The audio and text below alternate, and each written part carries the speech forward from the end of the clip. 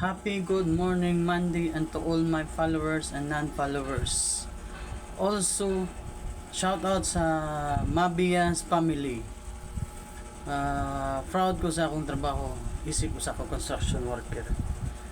Kay mao ni akong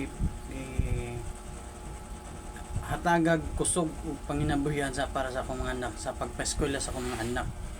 Labi na mao ni akong kuhaag income sa tanan-tanan na akong sacrifices o diring dapita dili basihan ang imong nahuman nga grado or unsa ka nga level, college level ka or high school level, basta once na mosulod ka construction worker kay sama ani nila wala gibasi ang imong grado nga nahuman kay ika nga sa panultihan pa nila,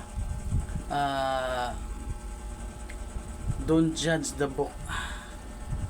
Kung diligid lalim mabuhat ka sa init tibok adlaw, sayo pa lang sa buntag 9 AM pa sa buntag, grabe nang kasakit sa init sa adlaw. So imagine tibok adlaw ka nagbuhat sa init.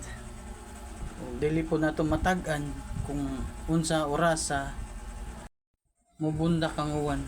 Basta kaming tanan na kanya-kanyang pamilya nga hatagag kusog sa pagpaeskwela, labi na sa pagpaeskwela sa mga bata. O sama ni nila